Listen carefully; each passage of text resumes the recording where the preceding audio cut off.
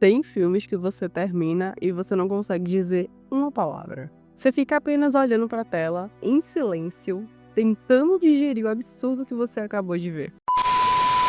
E foi assim que eu me senti. Uma sensação esquisita, irreal, de ter testemunhado algo assim grotesco. A gente passa a vida inteira ouvindo que precisamos buscar a perfeição, que precisamos servir o nosso melhor para o mundo.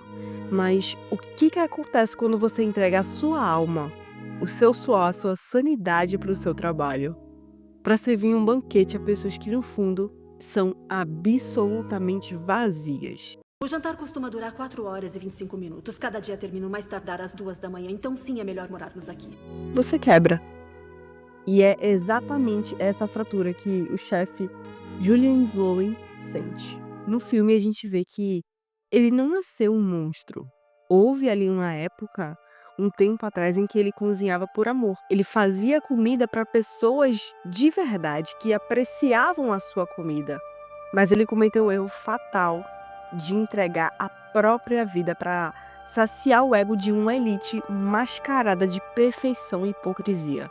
Pessoas superficiais, críticos arrogantes, parasitas que pagavam fortunas por status, mas não sabem o valor de absolutamente nada.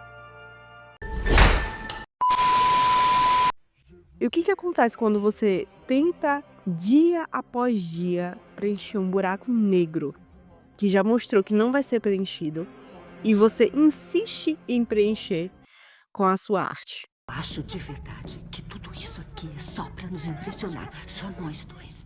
O chefe ali, ele entrou em um colapso, ele olhou para as próprias mãos e ele percebeu que a perfeição dele era uma farsa. Não tinha amor ali, só tinha técnica e um vazio insuportável. Agora, aquelas pessoas na mesa eram ridículas? Elas eram hipócritas, mesquinhas e fúteis, com toda certeza.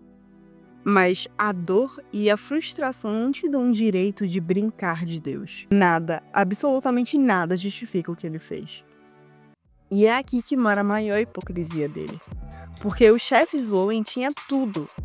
Ele era um gênio.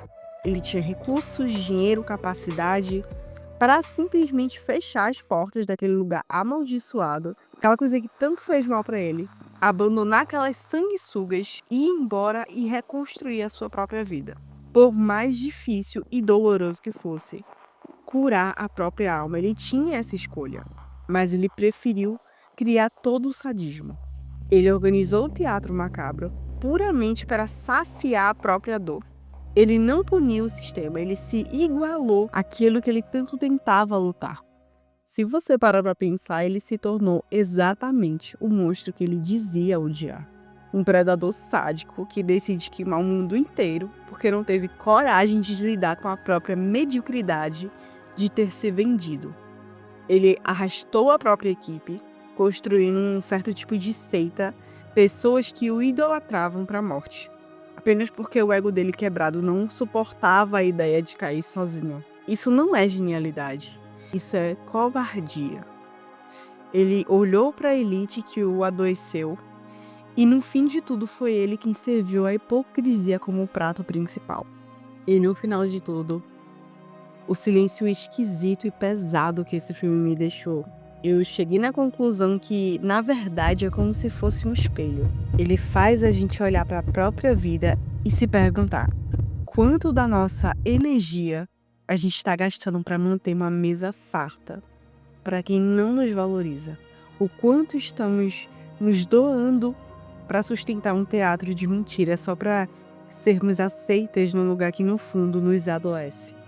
A tragédia ali do chefe não é sobre um restaurante. É sobre o que acontece quando a gente desiste de si mesma. Quando a gente acha que a única saída para a dor, para a exaustão, é a autodestruição. Mas você não precisa estilhaçar a sua mente para provar que tá doendo. E você definitivamente não precisa absorver o veneno e se tornar um monstro que te feriu. A maior vitória contra um sistema que suga a tua alma não é o escândalo, não é a vingança sádica. é a ausência. É ter a lucidez de perceber que a mesa de mentira, levantar em silêncio e reconstruir a tua vida, longe dali, enquanto ainda há tempo, enquanto ainda resta amor pela tua própria verdade. Então, se você prefere a verdade crua à mentira mascarada, deixa um like e se inscreve no meu canal. É assim que a gente mostra para o YouTube que nosso clã tá crescendo. E até os próximos fragmentos.